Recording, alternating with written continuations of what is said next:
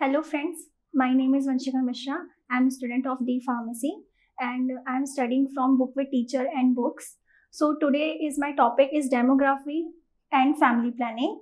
तो सबसे पहले हम डेमोग्राफी जानेंगे, इंट्रोडक्शन डेमोग्राफी का. सो डेमोग्राफी क्या होती है? डेमोग्राफी दो वर्ड से मिलकर बनी होती है, डेमो और ग्राफी. जो डेमो होता है, डेमो मीन्स होता है पीपल एंड ग्राफी मतलब होता है मेजरमेंट या फिर डिस्क्रिप्शन. सो एक सिंपल वर्ड में हम डेमोग्राफी को बोल सकते हैं द मेजरमेंट या डिस्क्रिप्शन ऑफ पीपल और population, human population is called demography. Then हम देखेंगे कलेक्शन ऑफ डेमोग्राफिक डाटा. उससे पहले हम देखेंगे कि डेमोग्राफिक डाटा क्या होता है, डेमोग्राफिक डाटा क्या होता है. ठीक है, तो डेमोग्राफिक डाटा होता है जब भी किसी एक पर्टिकुलर चीज़ का डाटा रखना. मतलब अगर हमारा कंट्री है इंडिया में कितने लोग हैं, कितने फीमेल्स हैं, कितने मेल्स हैं, उसका एक डाटा रखना, that was demographic data. So collection क्या, हम उसको डेमोग्राफिक डाटा कैसे रख सकते हैं, उसकी कलेक्शन.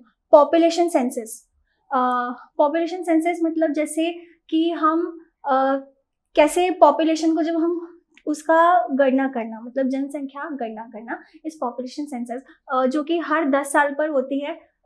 लास्ट 2011 में जब भी हुई थी, तो उसके बाद 2021 में होना था, बट कोरोना की वजह से नहीं हो पाया था. ठीक है, सो अभी हमारी इंडिया की पॉपुलेशन है 139.54 करोड़. सो नेक्स्ट है records of vital statistics. Records of vital statistics मतलब होता है जिसमें डेथ रेट और बर्थ रेट दोनों होता है, मतलब दोनों रिकॉर्ड्स होते हैं. अभी इसमें हमारे इंडिया में एक CRVS करके एक सिस्टम है जो कि ये रिकॉर्ड रखती है कि कितने डेथ रेट है, कितने बर्थ रेट है.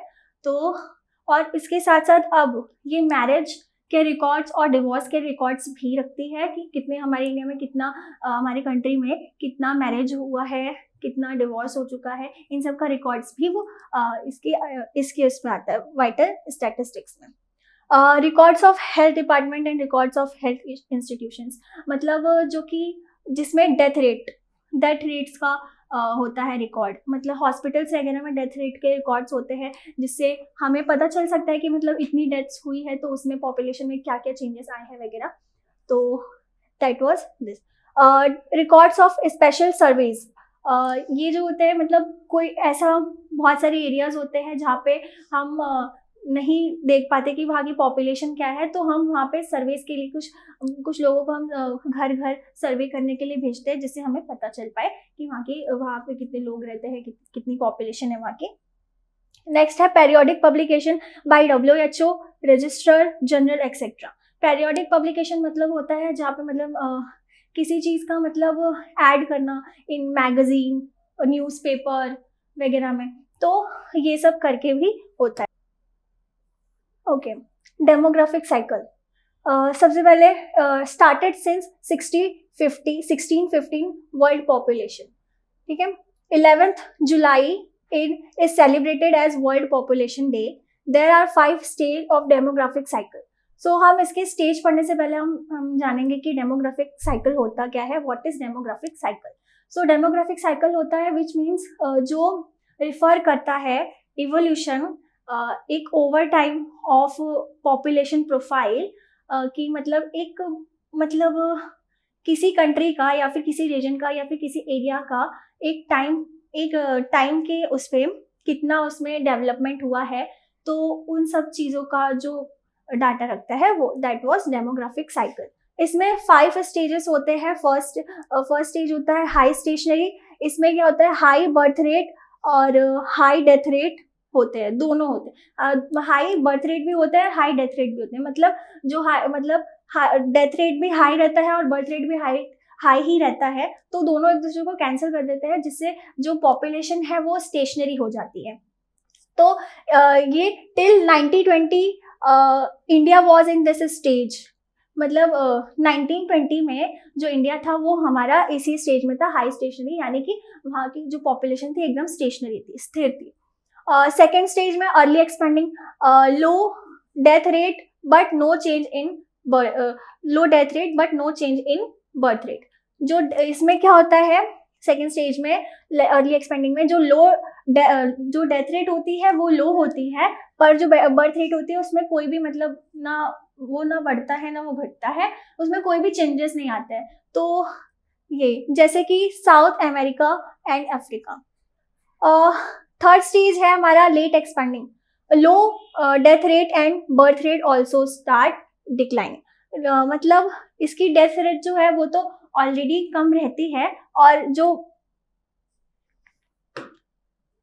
इसकी जो डेथ रेट होती है वो ऑलरेडी लो रहती है, पर इसके साथ साथ है ना जो बर्थ रेट है वो भी धीरे धीरे घटने लगती है।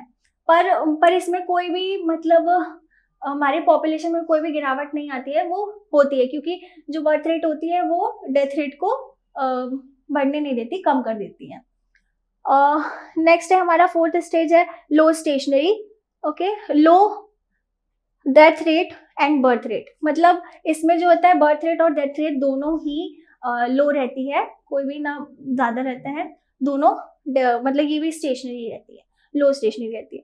फिफ्थ है डिक्लाइनिंग, यानी फिफ्थ स्टेज है ये। Birth rate is lower than death rate, जो इसमें बर्थ रेट है वो डेथ रेट से भी कम रहती है, सो दैट वाज डिक्लाइनिंग, जैसे यूरोप एंड जर्मनी। नेक्स्ट हम पढ़ेंगे फैक्टर्स इन्फ्लुएंसिंग पॉपुलेशन ग्रोथ, मतलब वो फैक्टर्स जो पॉपुलेशन की ग्रोथ को एनहांस करते हैं, हम उसके बारे में पढ़ेंगे। तो there are four major factors. पहला है fertility, mortality and migration and marriage. तो फर्टिलिटी क्या होता है, जो हमारा बर्थ रेट, मतलब द नंबर ऑफ चिल्ड्रन जो कि अलाइव पैदा होते हैं, मतलब जो जिंदा पैदा होते हैं, उनका जो रिकॉर्ड होता है, उनका जो जितना भी पॉपुलेशन होता है उसको फर्टिलिटी, यानी कि बर्थ रेट हम फर्टिलिटी को बोलेंगे। और मोर्टेलिटी मीन्स डेथ रेट होती है, जो number of death rate. Migration, movement of one state to another state, one country to another country is migration. और मैरिज, जल्दी शादी होने की वजह से भी होता है, मतलब अगर जल्दी शादी हो जाती है तो जल्दी भी होता है, जिसकी वजह से पॉपुलेशन एनहांस मतलब ग्रोथ होती है। नेक्स्ट है पॉपुलेशन पिरामिड। पॉपुलेशन पिरामिड्स, इसमें दो स्टोन्स होते हैं, वन फॉर ईच जेंडर, मतलब एक मेल के लिए होता है, एक फीमेल के लिए होता है, ठीक है।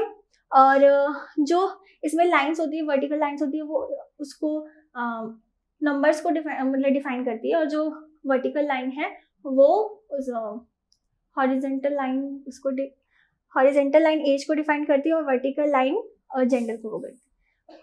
ओके, नेक्स्ट है ये वाला जो पिरामिड है, इसमें आप देख रहे होंगे, इसमें पिरामिड विथ ब्रॉड सेंटर। इसमें इसका ये मतलब होता है कि मतलब एक एज 15 to 45 एज में reproductive age indicate more growth of population. Next है hazards of population growth. Okay, तो पॉपुलेशन ग्रोथ के क्या क्या मतलब डिसएडवांटेज हो सकते हैं वो सब। तो पहला है रिड्यूसेस पर कैपिटा इनकम, अगर पॉपुलेशन ज़्यादा होगी तो इनकम कम हो जाती है। नेक्स्ट है डिक्रीज्ड लिटरेसी, जो कि 65% कम, मतलब इसमें लिटरेसी भी कम हो जाती है पॉपुलेशन ज़्यादा होने की वजह से। और राइजिंग अनएम्प्लॉयमेंट, मतलब बेरोजगारी भी बढ़ जाती है अगर पॉपुलेशन ज़्यादा हो तो। फिर इसके अंदर industrialisation and urbanisation, migration decreases water supply and sanitation, मतलब शहर और मतलब औद्योगिकरण में मतलब जो इसकी वजह से मतलब वाटर, जितना पानी की ज़रूरत है उतना सप्लाई नहीं हो पाता, और सफाई मतलब स्वच्छता या फिर सफाई में भी कमी होती है, सही नहीं रहती है। Urbanisation results in deforestation leads to imbalance in environment, ठीक है।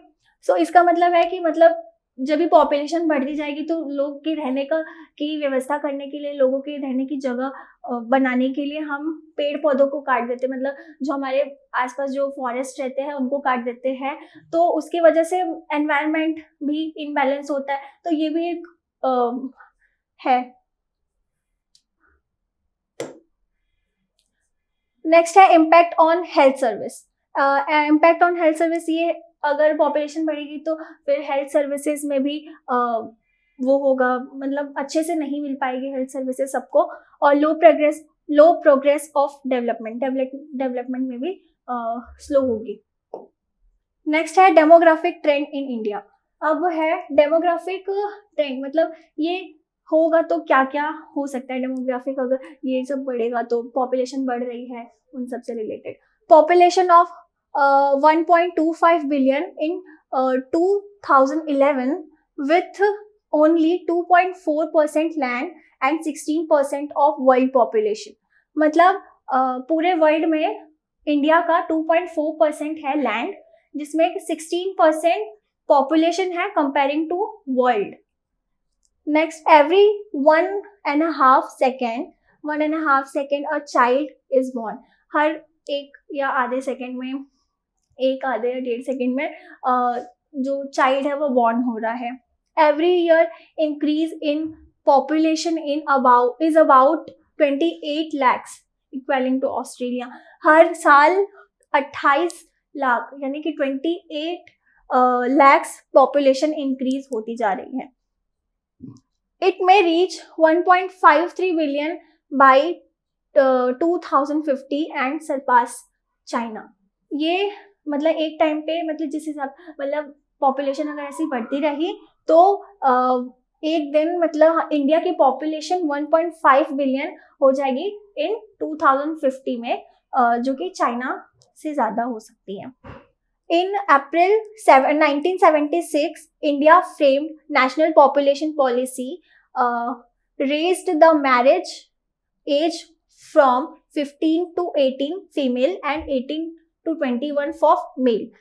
ठीक है, इस मतलब इंडिया में अप्रैल में 1976 में इंडिया में नेशनल पॉपुलेशन पॉलिसी ने एक पॉलिसी रखी जिसमें कि लड़कियों की शादी की एज, जो वुमेन्स है, फीमेल्स है, उनकी शादी की एज 15 to 18 हो गई है, और जो मेल है उनकी 18 to 21 है। ये 1976 की है, और यही पॉलिसी रिवाइज हुई है 2002 में।